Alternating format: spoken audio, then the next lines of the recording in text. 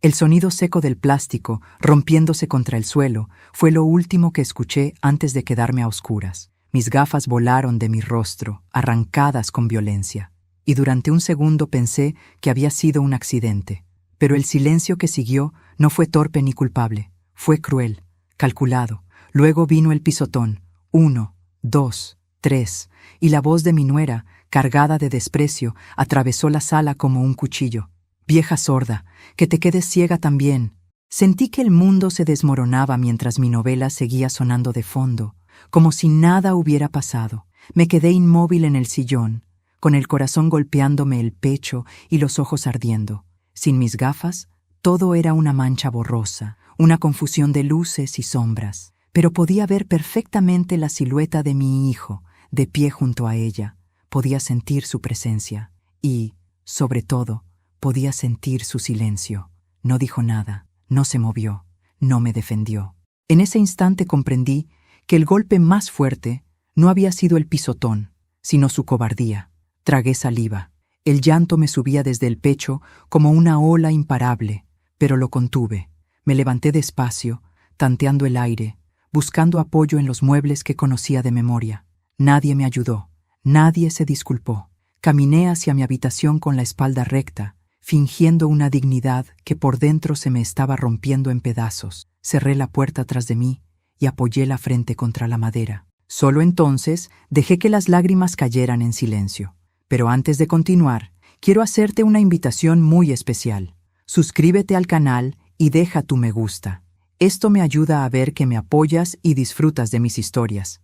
Y comenta aquí abajo desde qué ciudad nos estás viendo. Ahora, continuemos. Me senté en la cama y recogí los restos de mis gafas que había logrado traer conmigo. Un cristal estaba hecho añicos. El otro colgaba torcido del armazón.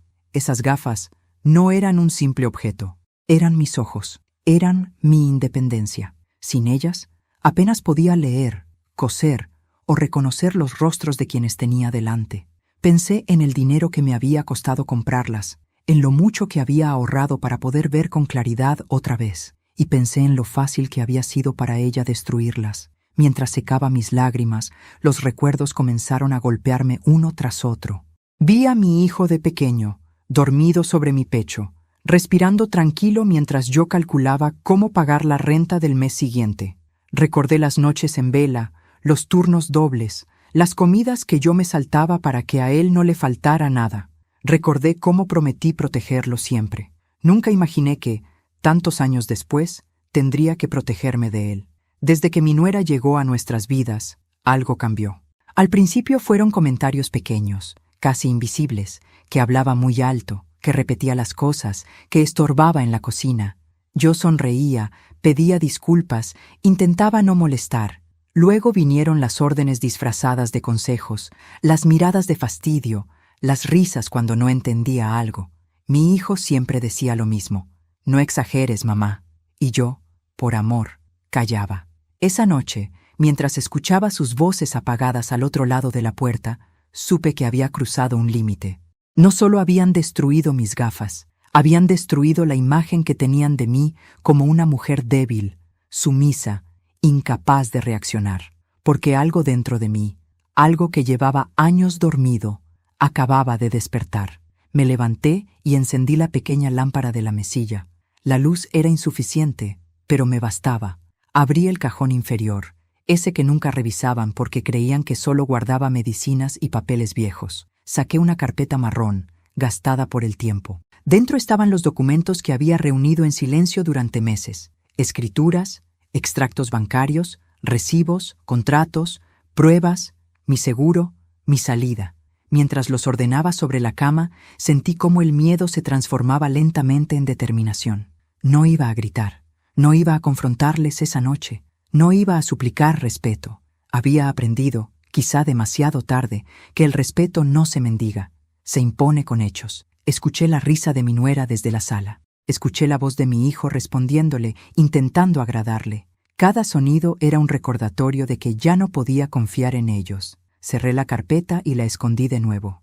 Me miré en el pequeño espejo del armario, viendo mi reflejo borroso. Aún así, reconocí algo en mis ojos, una firmeza que no había visto en años. Me acosté sin cenar, abrazando la almohada como si fuera un salvavidas. No dormí mucho. Cada vez que cerraba los ojos, veía mis gafas romperse. Escuchaba el insulto. Sentía el silencio de mi hijo. Pero, entre esos recuerdos dolorosos, también se colaba un pensamiento nuevo, insistente. No me quedaré aquí para siempre. Cuando el amanecer comenzó a colarse por la ventana, tomé una decisión. No sería impulsiva, no sería ruidosa, sería exacta, medida, definitiva.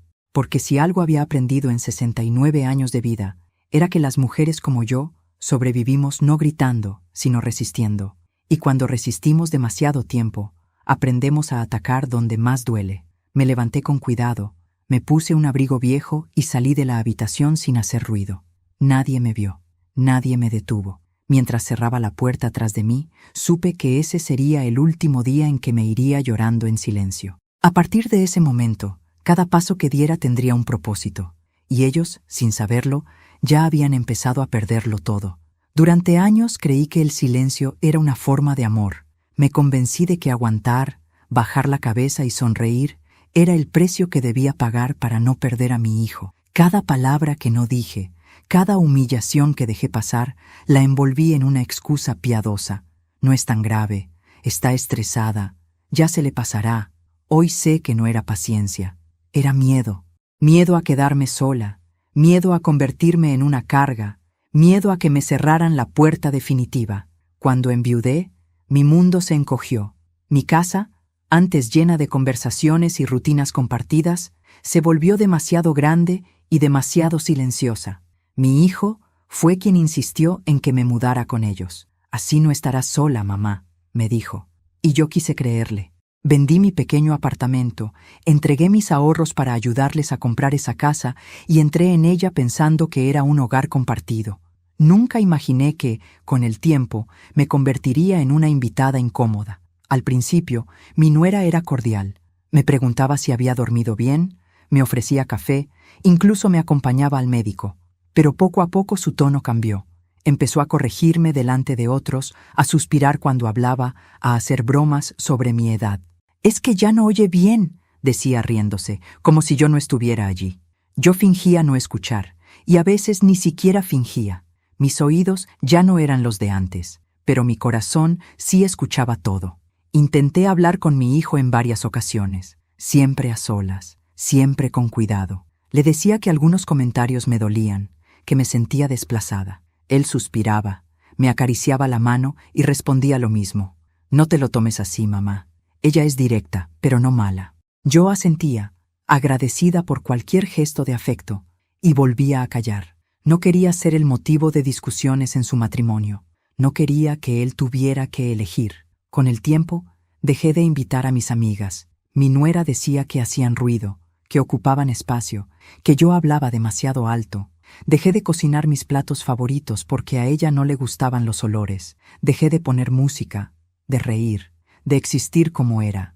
Mi mundo se redujo a mi habitación y al sillón frente al televisor, donde mi novela era el único lugar donde todavía me sentía acompañada.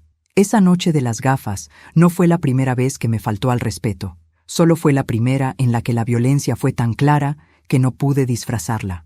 Recordé otras escenas mientras doblaba mi ropa esa madrugada. La vez que escondió mi audífono sin querer, el día que tiró mis plantas porque estorbaban, la ocasión en que le dijo a una vecina que yo ya no estaba muy bien de la cabeza.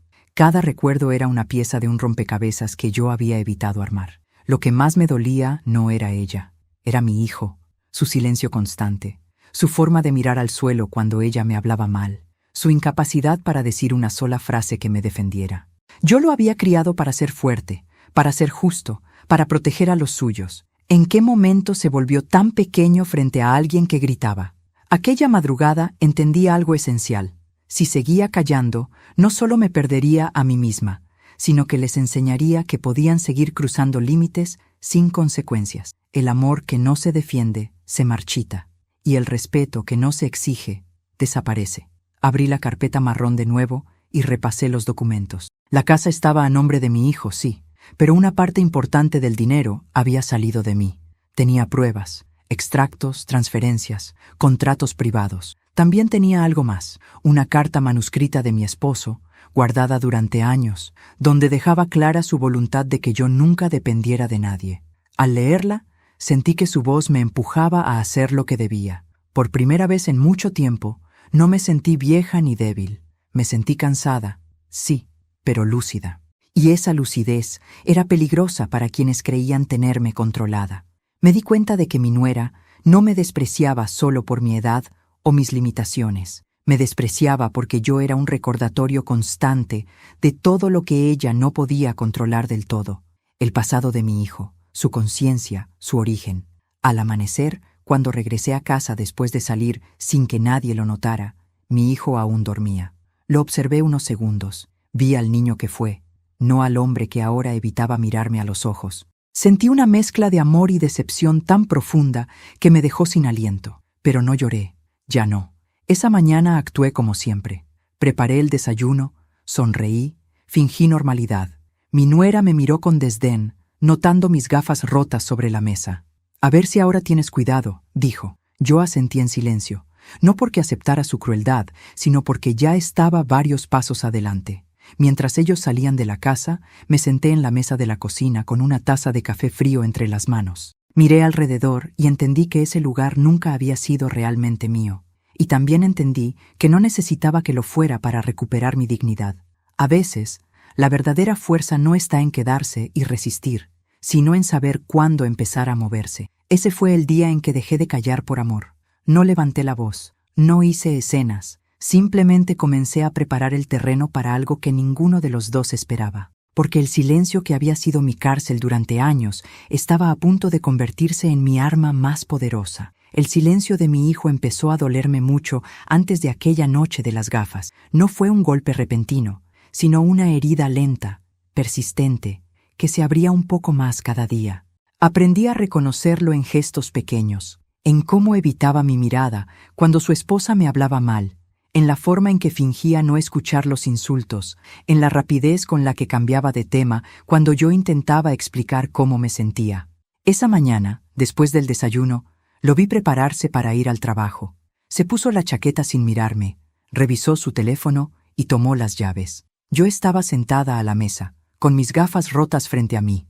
No dije nada. Esperé. Necesitaba saber si esta vez diría algo sin que yo lo pidiera. «Hijo», dije al fin con la voz controlada, «¿podemos hablar un momento?» Se detuvo, incómodo. «Ahora no, mamá. Voy con prisa. Solo un minuto». Suspiró, ese suspiro cansado que ya conocía demasiado bien, y se sentó frente a mí. Miró las gafas, luego apartó la vista. «Lo de anoche», empecé. «No estuvo bien». «Ya sabes cómo es ella», respondió rápido. Se le fue la mano. «No fue un accidente», dije. «Me insultó, me humilló. Y tú estabas ahí». Su silencio fue inmediato. Bajó la cabeza, jugueteó con las llaves. «No quería armar un problema», murmuró. Esa frase me atravesó como un cuchillo. No quería armar un problema, como si yo fuera el problema, como si mis lágrimas, mi dignidad, mi vejez fueran un estorbo que debía ocultarse para que la vida siguiera tranquila. ¿Y yo?, pregunté. ¿No soy un problema cuando me pisan, cuando me gritan, cuando me tratan como si no valiera nada?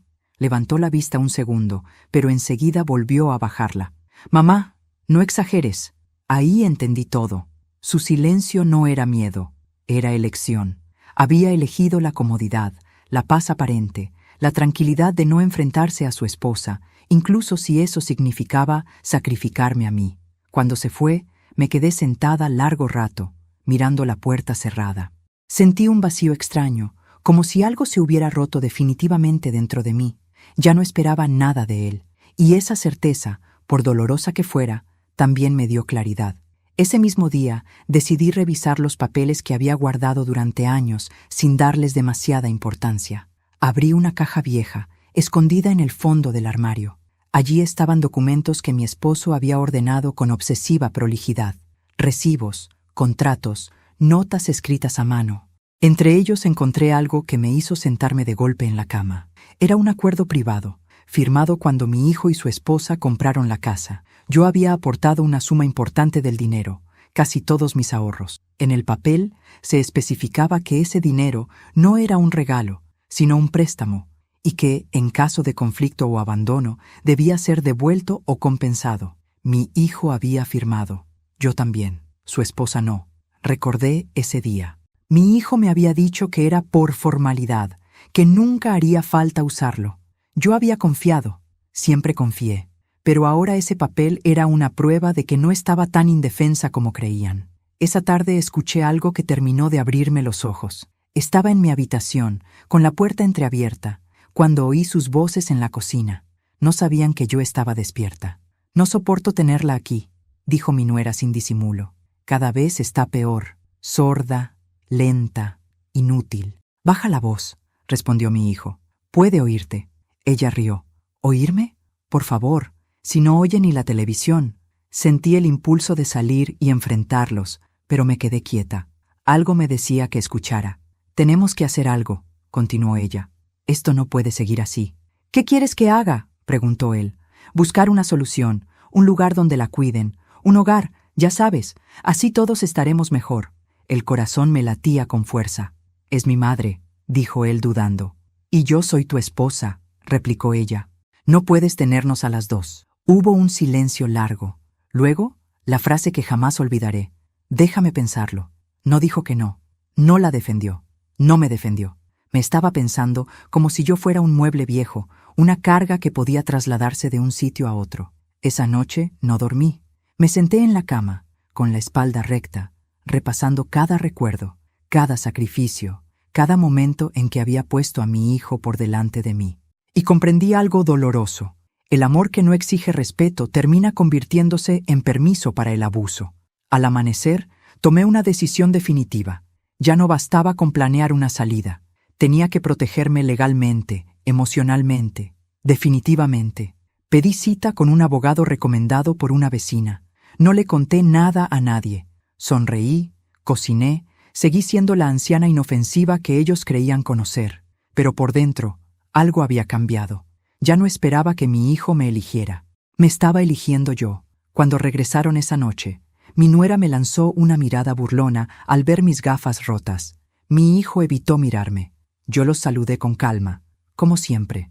Me senté frente al televisor y fingí ver mi novela, aunque todo se veía borroso. Mientras ellos hablaban entre sí, entendí que el silencio de mi hijo había sido la traición más profunda de todas. No porque no me amara, sino porque había preferido no incomodarse. Y eso, para mí, era imperdonable. Apagué el televisor y me levanté sin decir una palabra. Caminé hacia mi habitación con paso firme. Cerré la puerta. Y supe que, a partir de ese momento, cada movimiento que hiciera estaría guiado por una sola idea. Nadie volvería a pisotearme sin pagar un precio. La cita con el abogado fue a las 10 de la mañana. Llegué temprano, con el abrigo bien abrochado y la carpeta marrón apretada contra el pecho. Me senté en la sala de espera, observando a la gente entrar y salir, pensando en lo extraño que era estar allí por algo que, durante años, me negué a reconocer. Yo también necesitaba protección, no contra extraños, sino contra mi propia familia. Cuando me llamaron, entré con paso firme. El abogado era un hombre de voz tranquila, de esos que escuchan más de lo que hablan. Le conté todo sin dramatizar: la convivencia, los insultos, el silencio de mi hijo, las gafas rotas, la conversación que había escuchado sobre buscarme un lugar. Mientras hablaba, me sorprendí a mí misma por lo serena que estaba. No lloré, no temblé. Era como si al poner las palabras en orden, el miedo se hubiera quedado fuera del despacho. Saqué los documentos y los fui colocando sobre la mesa. Él los revisó con atención. Hizo preguntas precisas, asintió varias veces. Cuando terminó, me miró a los ojos y dijo algo que aún resuena en mi cabeza. «Usted no está desamparada, solo estaba desinformada». Me explicó mis opciones con claridad. El acuerdo privado que había firmado con mi hijo tenía validez. Mis aportes podían reclamarse. También podía proteger mis cuentas, limitar accesos y dejar constancia de cualquier intento de manipulación. Me habló de poderes, de notificaciones formales, de cómo documentar cada humillación sin provocar enfrentamientos innecesarios. Salí de allí con un plan, no uno impulsivo, uno legal, irrefutable. Ese mismo día fui al banco, cambié claves, Cancelé tarjetas adicionales. Pedí estados de cuenta detallados. Solicité alertas por cualquier movimiento. La mujer que me atendió fue amable y paciente. Me habló despacio, como si yo no pudiera seguirle el ritmo. Sonreí y asentí. Dejé que creyera lo que quisiera. La subestimación, aprendí, también podía ser una ventaja. Luego pasé por la óptica. Encargué unas gafas nuevas, mejores que las anteriores, más resistentes. Pagué sin dudar. Al salir, me senté un momento en un banco del parque. El sol me dio en la cara y sentí una paz extraña. No era felicidad todavía, pero sí la certeza de estar avanzando. En casa seguí actuando como siempre. Preparé la comida. Limpié la cocina. Respondí con monosílabos cuando mi nuera me hablaba con desdén. Mi hijo apenas me dirigía la palabra. Yo observaba, escuchaba, tomaba nota mental de todo. Cada comentario, cada gesto, cada omisión. Empecé a escribirlo todo en un cuaderno pequeño que escondía bajo el colchón. Fechas, horas, palabras exactas, no para vengarme, sino para no olvidar. Una tarde, mientras doblaba la ropa en la habitación, escuché otra conversación desde el pasillo. Hablaban en voz baja, creyendo que yo no podía oírlos. Mi nuera decía que yo ya no estaba bien, que se me olvidaban las cosas, que era peligroso dejarme sola. Mi hijo no la contradijo. Ese silencio confirmó lo que el abogado había insinuado. Estaban construyendo un relato, uno en el que yo era la frágil, la inestable, la que necesitaba ser cuidada. Esa noche escribí una carta, no para ellos, sino para mí.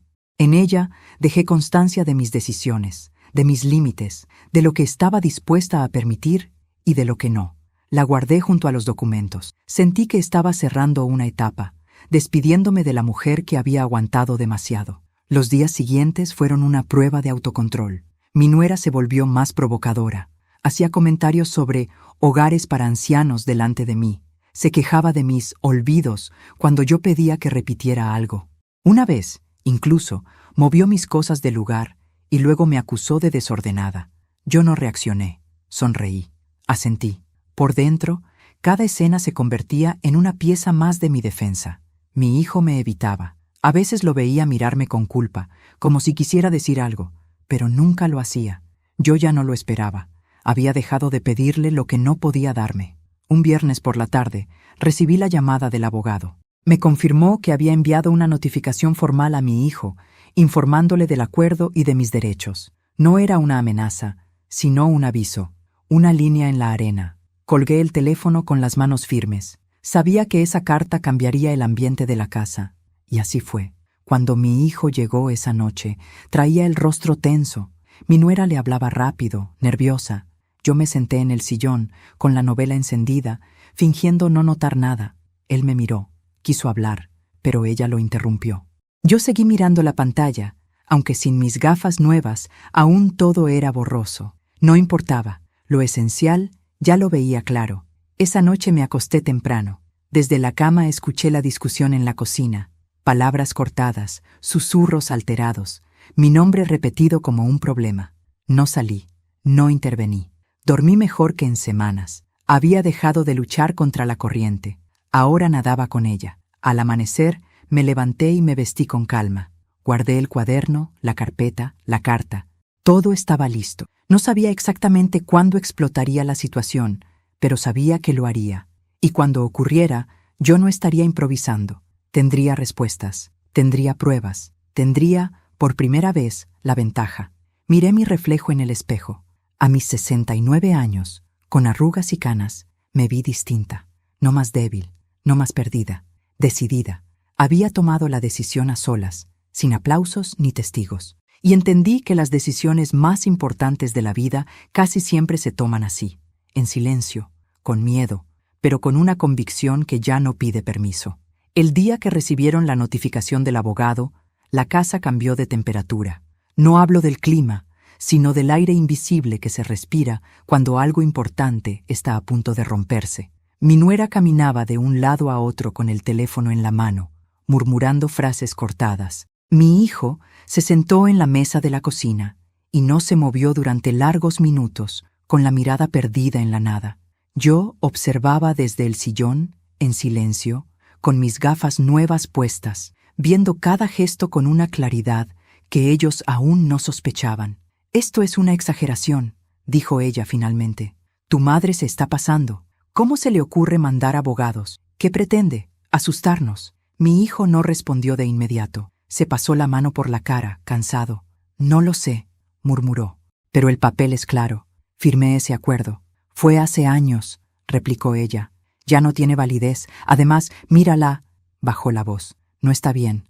Se confunde, escucha mal, ve mal. Nadie va a creerle». Sentí un nudo en el estómago, pero no me moví. No reaccioné. Ellos creían que yo estaba distraída con la novela, como siempre. Creían que mi mundo se limitaba a la pantalla y al sonido alto del televisor. No sabían que cada palabra se me clavaba como una aguja. «Tenemos que adelantarnos», continuó mi nuera. «Si esperamos, esto se nos va de las manos». «¿Adelantarnos cómo?», preguntó él. Ella se inclinó hacia él y habló en voz baja, confiada. «Hablando con un médico, con alguien que certifique que ya no está en condiciones de tomar decisiones sola. Si logramos eso, todo lo demás se cae. El abogado, el acuerdo, todo». Mi corazón empezó a latir con fuerza. Por un momento pensé que me traicionaría el pulso, que se darían cuenta de que estaba escuchando. Pero respiré hondo y me quedé quieta. Había imaginado este escenario. Había preparado mi mente para escucharlo sin derrumbarme. «Estás diciendo…», empezó mi hijo. «Estoy diciendo que es lo mejor para todos», lo interrumpió ella. «Para ella también. Un lugar donde la cuiden, donde no tenga que preocuparse por nada, y nosotros podremos vivir tranquilos». «Es mi madre», repitió él sin convicción. «Y yo soy tu esposa», respondió ella con firmeza. «No puedes seguir postergando esto». Hubo un silencio largo. Yo contuve la respiración. Esperaba escuchar un no, una defensa tardía, una muestra mínima de valentía, pero lo que vino fue peor. «Déjame pensarlo», dijo mi hijo otra vez. Ahí entendí que en su mente la decisión ya estaba tomada. Solo necesitaba tiempo para convencerse de que no era un monstruo por hacerlo. Sentí una tristeza profunda, pero también algo nuevo, una calma fría. Ya no había dudas, ya no había esperanza, solo hechos. Antes de continuar, dime aquí en los comentarios qué te está pareciendo esta historia hasta ahora y qué harías tú en su lugar. No te vayas del video, porque lo que viene a continuación te pondrá la piel de gallina. Ahora continuemos. Esa noche me acosté temprano, pero no dormí. Escuché cómo hablaban en la habitación de al lado, cómo bajaban la voz cuando pasaba por el pasillo, cómo se movían con una falsa normalidad. Yo ya no formaba parte de sus planes como persona, sino como obstáculo. Y los obstáculos, en su lógica, se eliminan. A la mañana siguiente, mi nuera fue especialmente amable. Me preparó el desayuno, me preguntó cómo había dormido. Incluso me ofreció llevarme al médico para revisar la vista y el oído. Su tono era dulce, casi cariñoso. Si no la conociera, habría creído en su preocupación. Pero yo veía más allá, veía la prisa, veía el cálculo. «Gracias», le respondí. «Lo pensaré». Mi hijo me miró con una mezcla de culpa y alivio. Quizá pensó que todo se resolvería solo, que yo aceptaría dócilmente lo que estaban planeando. No sabía que, mientras ellos creían ganar terreno, yo ya había dado pasos que no podían deshacer. Esa misma tarde, recibí un mensaje del abogado. Me avisó que había sido contactado por un colega que trabajaba con servicios sociales. Alguien había preguntado por mi situación, por mi capacidad para manejar mis asuntos. No mencionó nombres, pero no hacía falta. Sonreí con amargura. El plan había comenzado. Llamé al abogado de inmediato. Le conté lo que había escuchado, palabra por palabra. Él me pidió calma y me dijo algo que me devolvió el control. «No haga nada distinto. Siga como hasta ahora. Déjelos avanzar». Colgué el teléfono y me sentí extrañamente fuerte. Cuando alguien cree que te tiene acorralada, suele cometer errores, y ellos los cometieron. 2 días después, mi nuera habló por teléfono en la cocina sin cerrar bien la puerta. Creyó que yo estaba en el baño. La escuché mencionar fechas, nombres, incluso decir que la anciana se niega, pero no importa. Saqué el pequeño grabador que llevaba días escondido en el bolsillo del delantal y lo encendí. No temblé, no dudé. Cada palabra quedó registrada. Esa noche, cuando mi hijo me preguntó si aceptaría ir al médico, por tranquilidad, lo miré a los ojos y asentí. «Claro, dije con una sonrisa. Si eso los deja más tranquilos. Vi el alivio cruzar su rostro. Creyeron que habían ganado. Creyeron que yo me rendía. No entendieron que mi aceptación no era sumisión, sino estrategia. Al día siguiente, mientras ellos salían a trabajar, me senté en la mesa de la cocina y revisé todo una vez más. Documentos, grabaciones, notas. Estaba lista. No sabía exactamente cómo ni cuándo se daría el golpe final, pero sí sabía algo. Ya no estaba sola, ni indefensa, ni desinformada. Cuando regresaron esa noche, mi nuera me habló con un tono condescendiente, casi triunfal. Mi hijo evitó mirarme. Yo me fui a mi habitación temprano, como siempre, pero esta vez, en lugar de llorar, cerré los ojos con una certeza firme. Cuando alguien cree que te ha vencido, es el mejor momento para demostrarle que se equivocó. Y mientras apagaba la luz, supe que el arrepentimiento que les esperaba no sería inmediato, ni ruidoso. Sería lento, legal, irreversible, exactamente como yo lo había planeado. El día comenzó como cualquier otro. Preparé café, regué las plantas del patio y me senté unos minutos a ver el noticiero. Mi nuera salió apresurada, sin despedirse. Mi hijo tomó las llaves y murmuró un «Nos vemos», que no llegó a mirarme a los ojos. Cerraron la puerta y el silencio volvió a la casa. Un silencio distinto, cargado de electricidad, como el aire antes de una tormenta. Esperé exactamente 10 minutos. Luego abrí mi bolso y saqué el teléfono. Marqué el número del abogado con manos firmes. Le dije una sola frase: «Es hoy». Él respondió con un entendido que me tranquilizó más que cualquier promesa. Colgué y respiré hondo. No había marcha atrás. Mi primer paso fue el banco. Llegué con tiempo, pedí hablar con la gerente y le entregué una carpeta organizada al detalle. Dentro estaban los extractos, las autorizaciones canceladas, las alertas activadas y, sobre todo, una solicitud formal para congelar cualquier movimiento que no llevara mi firma presencial. La gerente leyó, asintió y me explicó el procedimiento. Me pidió paciencia. Yo asentí.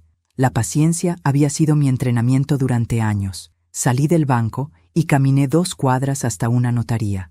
Allí firmé una revocación de poderes y dejé constancia de que cualquier intento de representarme sin mi presencia debía ser denunciado.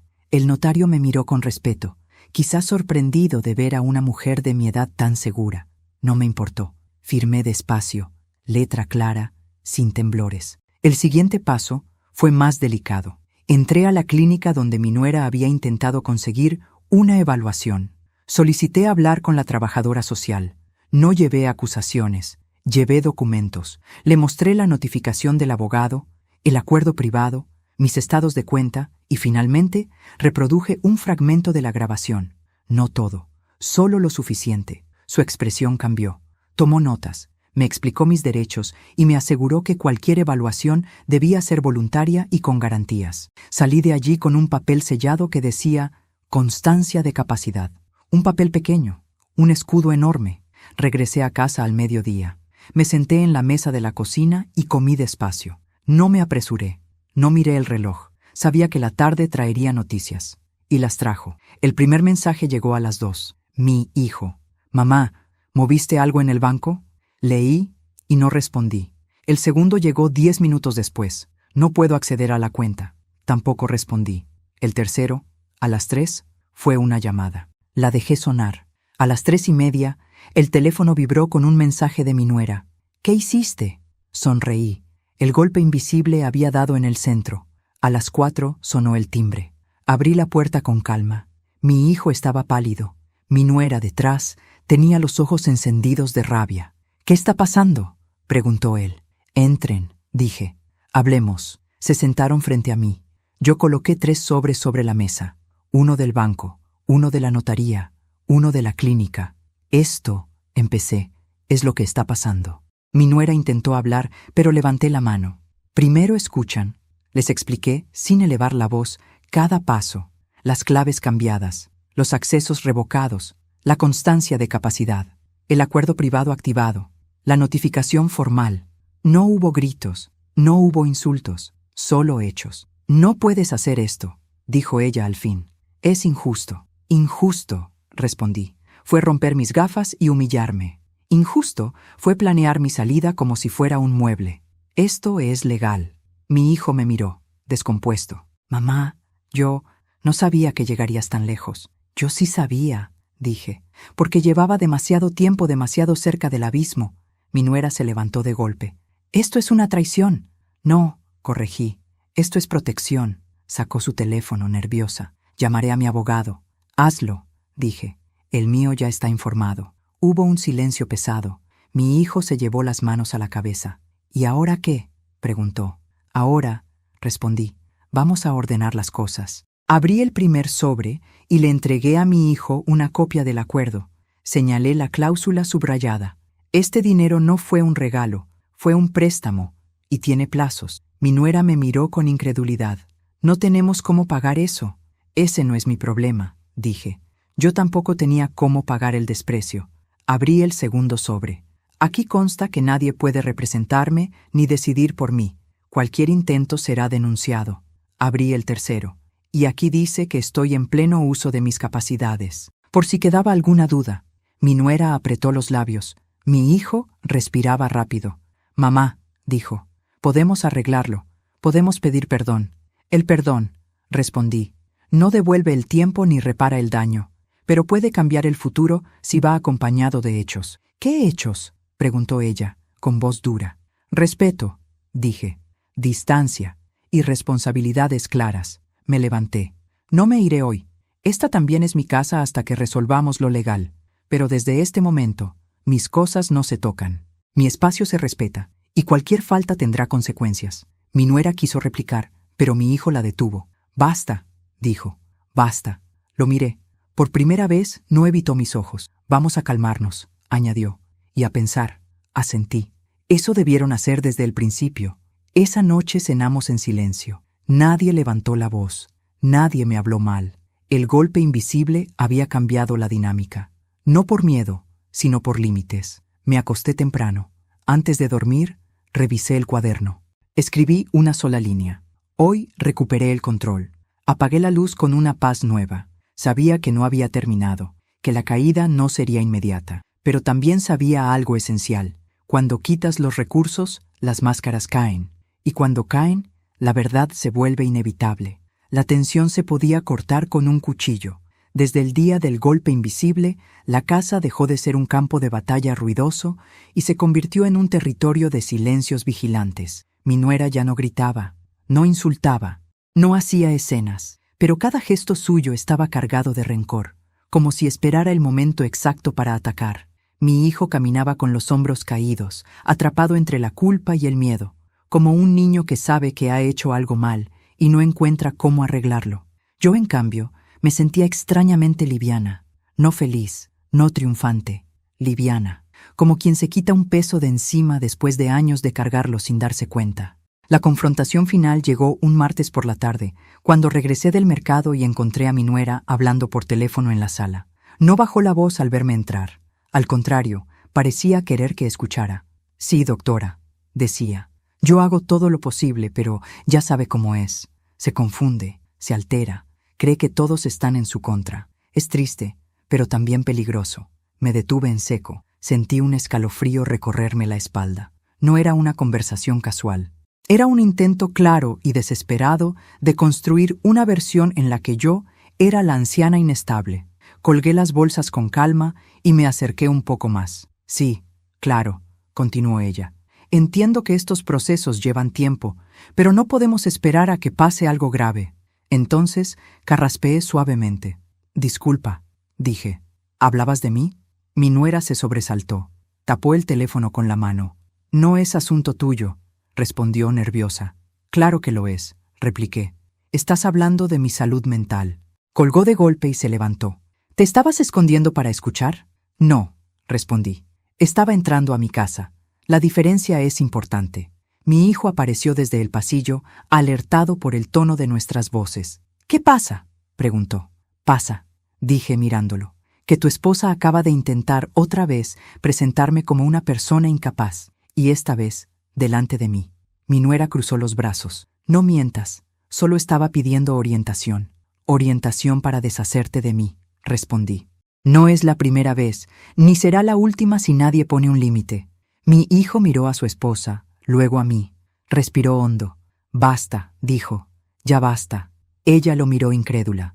¿A mí me dices basta? Sí, respondió él, con una firmeza que no le conocía. A ti. El silencio que siguió fue tan denso que casi dolía. Llevas meses humillando a mi madre, continuó. La insultaste, la trataste como si no valiera nada, y cuando ella se defendió, intentaste hacerla pasar por loca. Eso se acabó. Mi nuera abrió la boca, pero no salió ningún sonido. ¿Te das cuenta de lo que dices?, susurró al fin. Estoy tratando de protegerte. No, replicó él. Estás tratando de controlarlo todo, incluso a mí. Yo los observaba sin intervenir. No necesitaba hacerlo. La caída ya había empezado, y no la estaba provocando yo, sino sus propias palabras. Si sigues así, dijo mi hijo, me vas a perder. Ella se rió, una risa amarga. ¿Y qué? ¿Te quedarás con ella? ¿Con una vieja sorda que ya no sirve para nada? Antes de que él pudiera reaccionar, hablé yo. Nunca fui débil, dije con voz tranquila. Solo fui paciente, y confundiste mi paciencia con permiso. Mi nuera me miró con odio. Tú nos dividiste. No, respondí. Yo solo dejé de permitir que me pisotearan. La división ya estaba ahí. Tú la creaste. Ella dio un paso hacia mí, amenazante. Te vas a arrepentir. No, dije. Tú ya lo estás haciendo. Mi hijo se interpuso entre nosotras. No le hables así, ordenó. Ni una vez más. Fue entonces cuando ella perdió el control. Gritó, lloró, lanzó acusaciones, sacó a relucir viejos resentimientos. Dijo que todo lo había hecho por la familia, que nadie la entendía, que yo era una carga. Cada palabra la hundía más, cada frase mostraba su verdadero rostro. Cuando terminó, exhausta, la miré a los ojos. Tienes dos opciones, le dije. La primera es seguir por este camino y enfrentar las consecuencias legales y familiares de tus actos. La segunda es aceptar que aquí hay límites que no vas a cruzar nunca más. ¿Y tú quién eres para ponerlos?, escupió. Soy la dueña de mi vida, respondí. Y eso es suficiente. Mi hijo tomó aire. Quiero que te vayas unos días, le dijo a ella. Necesito pensar. ¿Me estás echando?, preguntó, incrédula. Te estoy pidiendo espacio, corrigió. Si no lo respetas, entonces sí, tendrás que irte. Ella lo miró, buscando la antigua debilidad. No la encontró. Por primera vez, él no bajó la mirada. Esto no se queda así, dijo, tomando su bolso. Nada vuelve a ser como antes, respondí. Y es mejor así. La puerta se cerró tras ella con un golpe seco. Mi hijo se quedó de pie, temblando. Yo me acerqué despacio. No era así como imaginé mi vida, dijo, con la voz rota. Ni yo, respondí. Pero aquí estamos. Se sentó y se cubrió el rostro con las manos. No lo consolé, no de inmediato. Había lecciones que no necesitaban caricias, sino tiempo. Esa noche, la casa estuvo en silencio. Un silencio distinto al de antes. No era opresivo, era honesto. Me acosté sabiendo que la caída de los soberbios no siempre es ruidosa. A veces ocurre así, en una sala cualquiera, con palabras que ya no pueden desmentirse. Y mientras cerraba los ojos, supe que el final estaba cerca. No el final del conflicto, sino el final de una etapa. La mía, por fin, estaba comenzando. La casa quedó en silencio después de que la puerta se cerró tras ella. No fue un silencio violento ni cargado de tensión, como los que había soportado durante meses. Fue un silencio distinto, limpio, honesto. Uno de esos silencios que no asustan, sino que confirman que algo terminó de romperse y que ya no hay vuelta atrás. Mi hijo se quedó de pie en medio de la sala, con los hombros hundidos, como si de pronto le hubieran quitado un peso enorme y no supiera cómo sostenerse sin él. Yo no dije nada. Me senté en el sillón, el mismo sillón donde me habían humillado, y respiré profundo. Por primera vez, ese lugar no me resultaba hostil. Era simplemente una habitación, nada más. Mamá, dijo él al fin. Perdóname. No respondí de inmediato. No porque no lo hubiera escuchado, sino porque esa palabra, perdóname, ya no tenía el mismo peso que antes. Durante años la había esperado. Ahora llegaba tarde. No inútil, pero tarde. Siéntate, le dije con calma. Obedeció. Lo observé con detenimiento. Tenía el rostro cansado, los ojos rojos, la expresión de alguien que acaba de darse cuenta de que ha vivido mucho tiempo equivocado. No sentí triunfo, sentí pena. Y algo más profundo, claridad. No voy a gritarte, empecé. Tampoco voy a reprocharte todo lo que hiciste o dejaste de hacer. Ya sabes lo que pasó.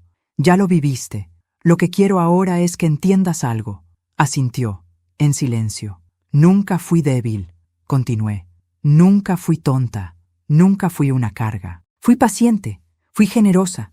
Fui una madre que se puso en último lugar demasiadas veces. Y tú, hice una pausa, confundiste eso con que yo podía soportarlo todo. Bajó la cabeza. No supe poner límites, dijo.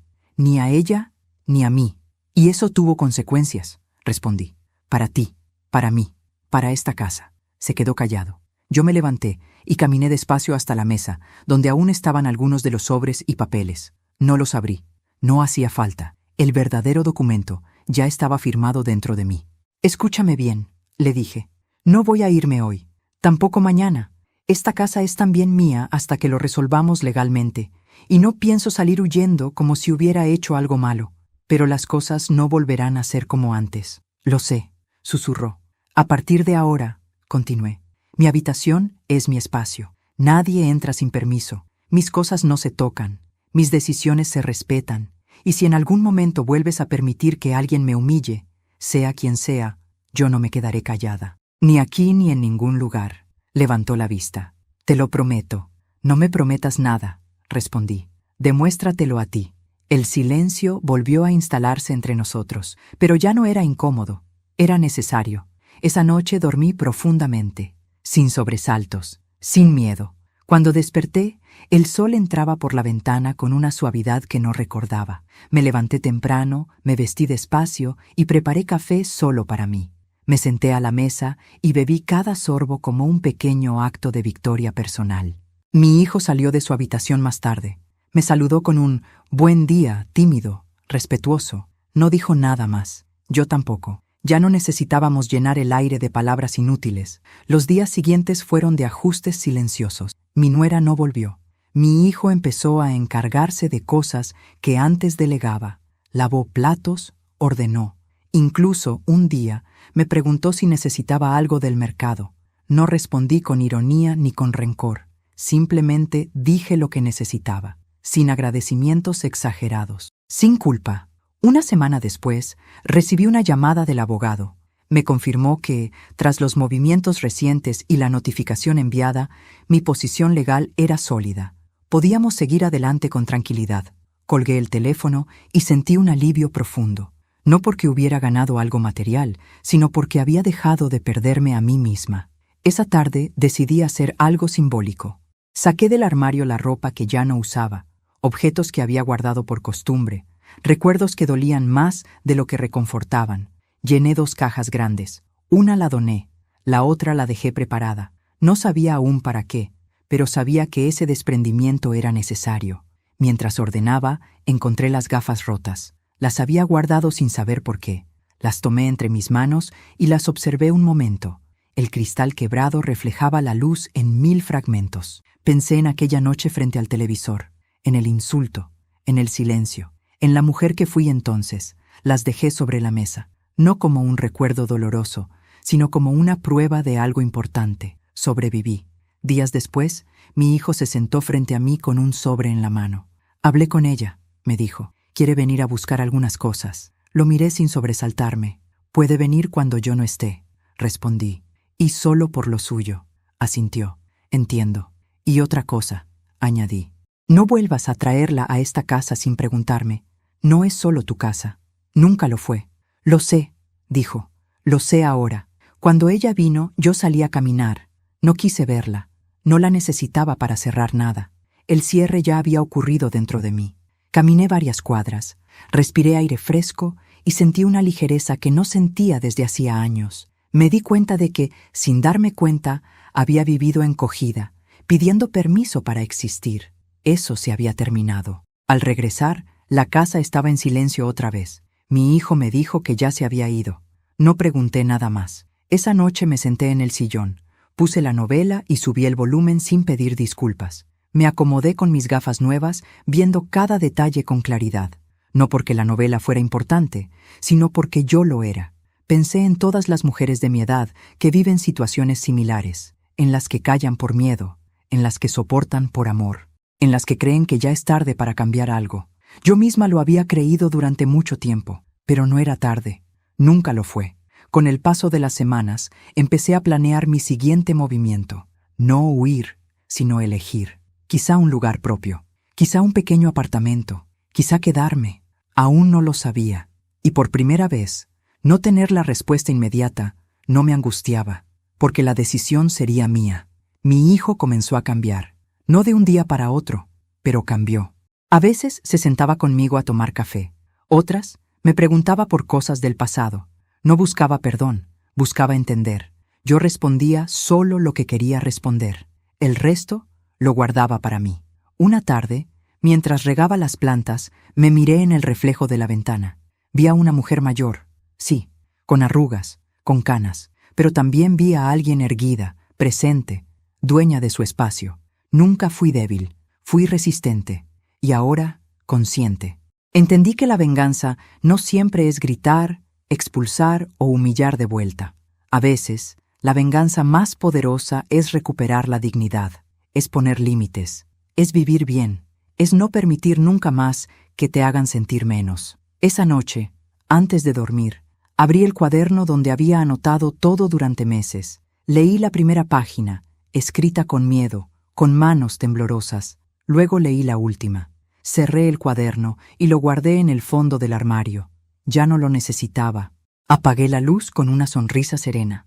No sabía exactamente qué me esperaba en el futuro, pero sí sabía algo con absoluta certeza. Nadie volvería a pisotearme en silencio. Nadie volvería a arrancarme la voz. Nadie volvería a confundirme con alguien débil. Porque a mis 69 años finalmente había aprendido algo esencial. La fuerza no se pierde con la edad, solo se despierta. Hoy me despierto más temprano que antes. No por obligación, sino porque el silencio de la mañana ya no me pesa. Me preparo un café, me siento junto a la ventana y observo cómo la luz entra despacio en la casa. A mis 69 años entiendo algo que tardé demasiado en aprender. La paz no llega cuando otros cambian, sino cuando una decide cambiar su lugar en la historia. Durante mucho tiempo creí que amar era aguantar, que ser madre era callar, que envejecer significaba desaparecer poco a poco para no molestar. Me equivoqué. Amar también es poner límites. Ser madre no es permitir humillaciones. Y envejecer no es apagarse, sino reconocerse con más claridad. No guardo rencor. El rencor envejece el alma más rápido que los años, pero tampoco olvido, porque olvidar sería volver a permitir lo que nunca debí aceptar. Hoy camino más lenta, sí, oigo menos, veo con ayuda de mis gafas, pero mi voz es más fuerte que nunca, y eso nadie puede arrebatármelo. Mi hijo está aprendiendo, yo también. No sé qué nos depara el futuro, pero ya no me asusta no saber. Por primera vez, las decisiones no se toman a mis espaldas, se toman conmigo, o no se toman. Y eso, para una mujer que pasó la vida sintiéndose pequeña dentro de su propia casa, es una victoria inmensa. Si llegaste hasta aquí, quiero decirte algo desde el corazón. Nunca es tarde para decir basta. Nunca es tarde para elegirte. Nunca es tarde para recuperar tu dignidad, aunque otros te hayan hecho creer lo contrario durante años. Y ahora quiero escucharte a ti. Suscríbete al canal y deja tu me gusta. Eso me ayuda a seguir compartiendo historias reales, intensas y necesarias como esta. Cuéntame en los comentarios desde qué ciudad estás viendo esta historia. ¿Qué te pareció? Y sobre todo, ¿qué habrías hecho tú en mi lugar? Me encanta leer los comentarios, conocer sus experiencias y saber que no estoy sola. Gracias por quedarte hasta el final. Soy una mujer de 69 años, y esta fue mi historia.